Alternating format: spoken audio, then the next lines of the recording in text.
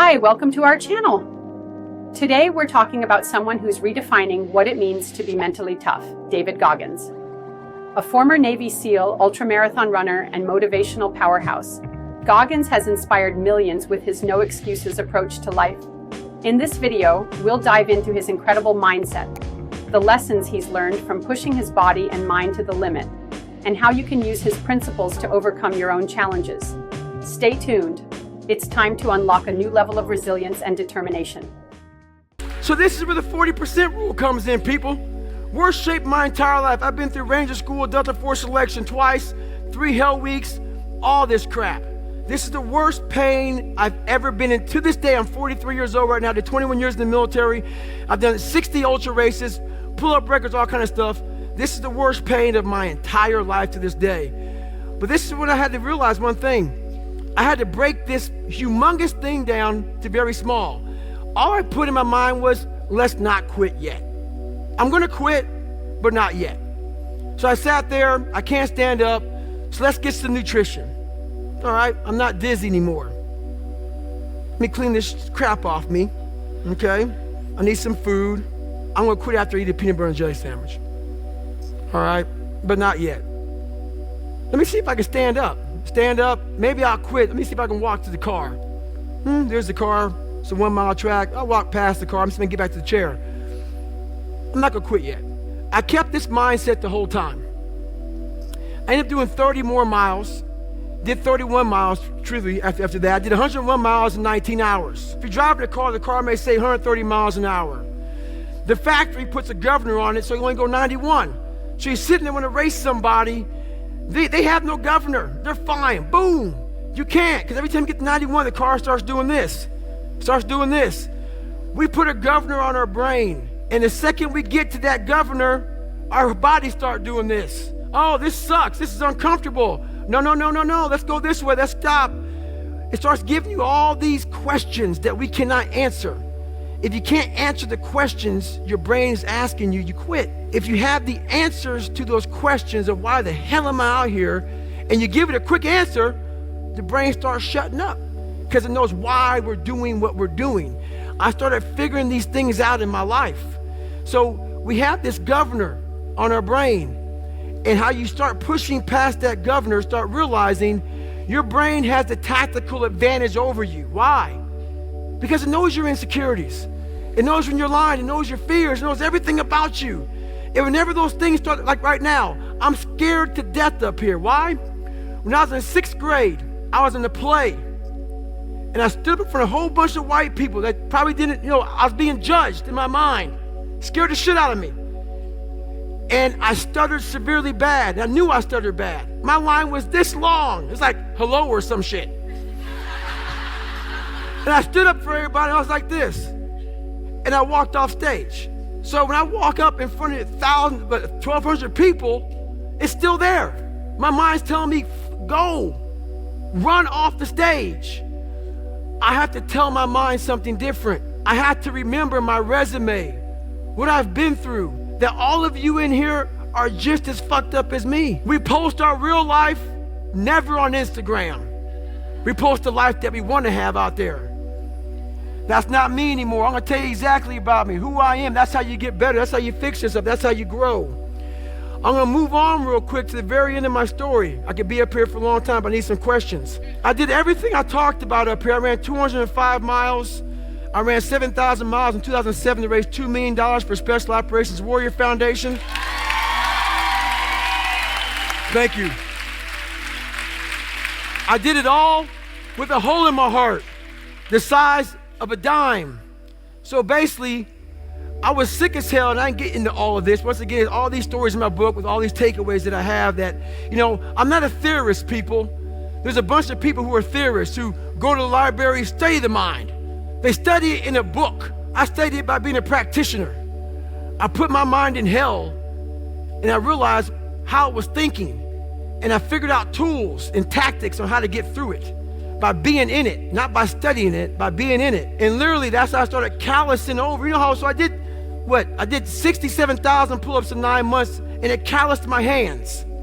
It calloused my hands real good to protect my hands against the bar. I started learning how to callous my mind, to callous over my victim's mentality. And that's what I did.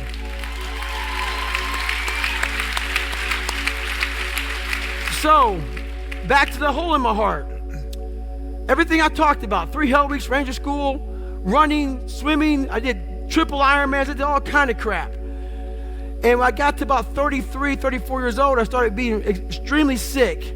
When you have an ASD, and so ASD is atrial septal defect, a lot of us are born with a hole in our heart. When we get to a certain age, it closes.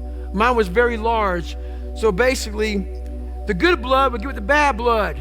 So the oxygenated blood would be deoxygenated, and so the bad blood was going through my body, long story short. And that's how I was doing everything. And so they sent me to Johns Hopkins. Everybody studied my body. They studied everything. And one guy says, you know what? We can't find anything on how you did all this. How are you able to do all this? A head guy came in from MIT. And he said, you know how he did it?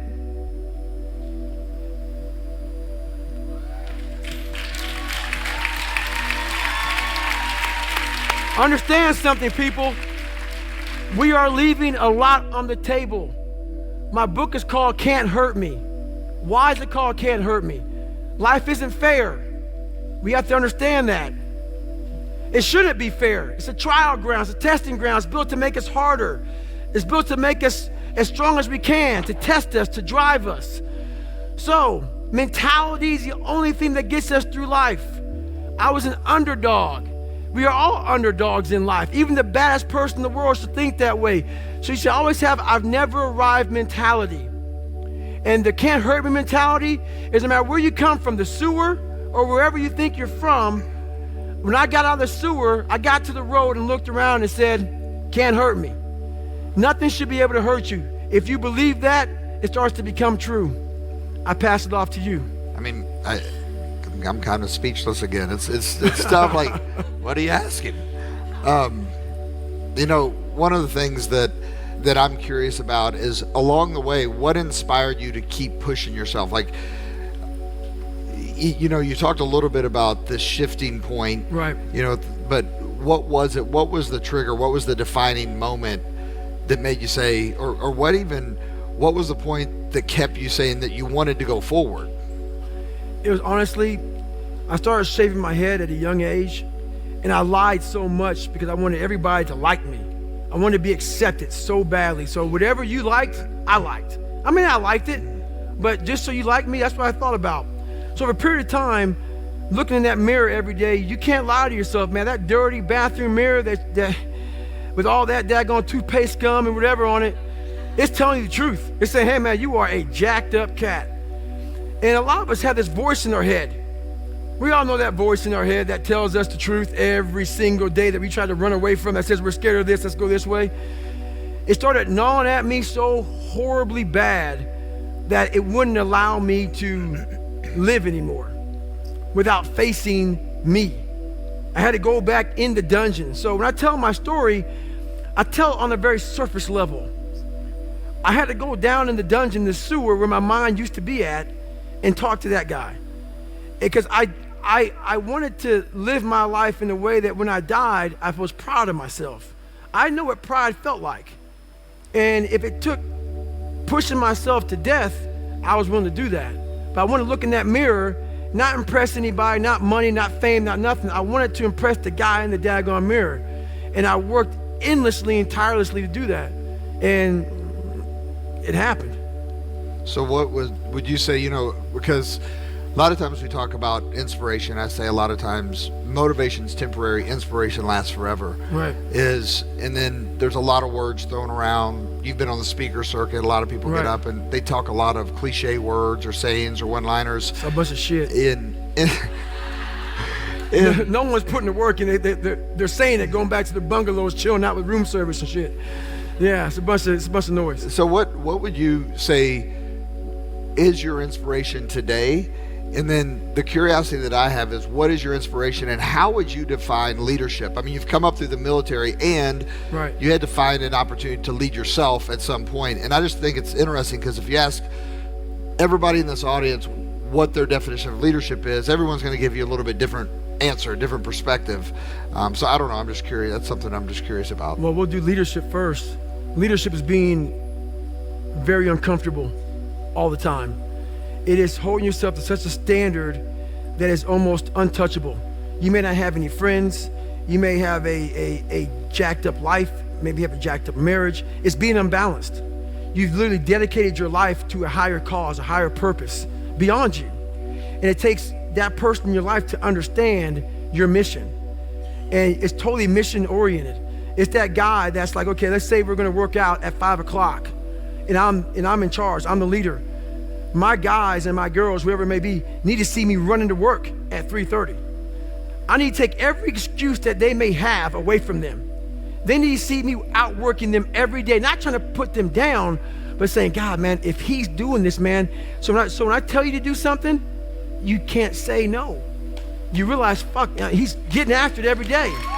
I cannot say no to him. He's leading by example. So that's what it's all about. It's about, and people say lead by example. It's so easy to say that, man. It's so easy to say that, but to do that every day, to wake up every day miserable and say, God, I don't want to do this anymore, that's when you know you're a leader. When you're at that point and you're saying to yourself, every night is Groundhog's Day. Every single day, you know, I'm going back in the lab again, man. I'm going back in the lab every single day. You know it's not going to end. That's when you know you're being a leader, when your life truly is it sucks. It's just truth, man. Perspective. Being a leader is horrible. It is. I did it for a lot of years, man. You have to set that bar even higher, because you have to have something, so you know, for people to look for, people to reach. Right. Yeah, I mean, and there's. Thank you for watching. Hit the like button and share this video with someone who needs a little motivation today. Don't forget to subscribe to our channel for more motivational videos like this.